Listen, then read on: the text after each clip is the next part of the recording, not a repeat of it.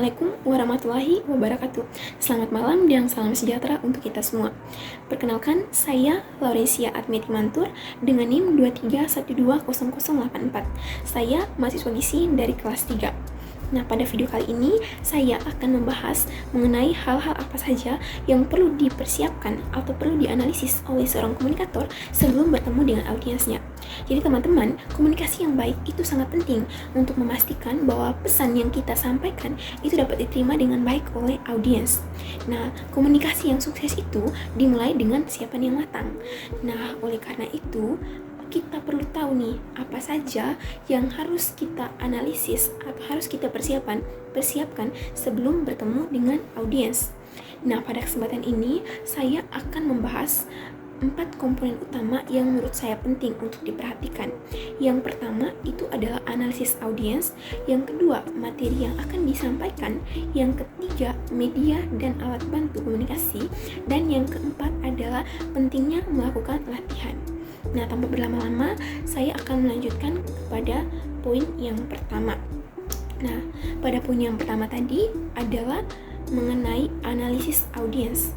Nah, pada analisis audiens, kita komunikator perlu kenali audiens dari berbagai aspek, seperti dari aspek usia, latar belakang, pendidikan. Memahami audiens itu adalah kunci utama untuk penyampaian yang efektif.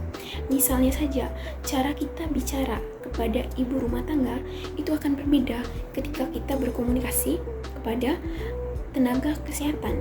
Nah, dengan kita mengetahui siapa audiens kita, jadi kita itu dapat menyesuaikan gaya penyampaian yang bagaimana yang harus kita utarakan dan isi materi apa yang perlu kita sampaikan agar itu lebih mudah diterima atau dipahami oleh audiens kita. Kemudian untuk poin yang kedua adalah materi. Jadi pada materi yang akan kita sampaikan itu harus relevan, harus akurat, dan harus menarik.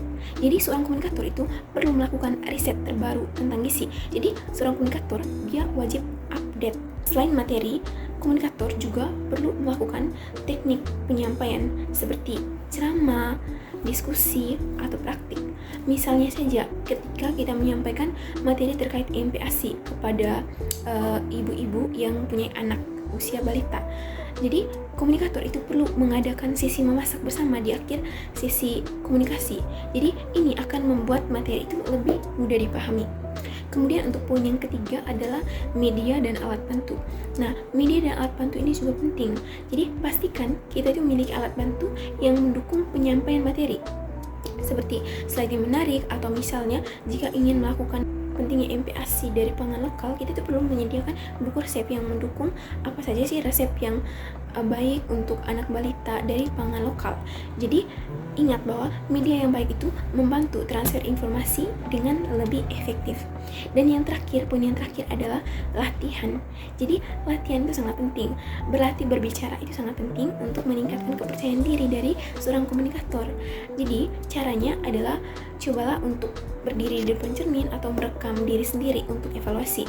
Jadi setelah kita melakukan hal tersebut, ini tuh akan membantu kita untuk melihat bagaimana sih cara berkomunikasi, dan kita dapat memperbaiki di mana kelemahan-kelemahan kita, kelemahan-kelemahan yang perlu kita perbaiki dari cara komunikasi kita.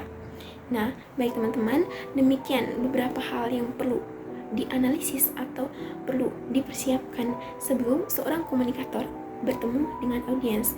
Yakin kalau dengan persiapan yang matang, komunikasi itu akan berjalan efektif dan pesan yang disampaikan dapat diterima atau bisa sampai dengan baik kepada audiens. Terima kasih atas perhatiannya. Wassalamualaikum warahmatullahi wabarakatuh.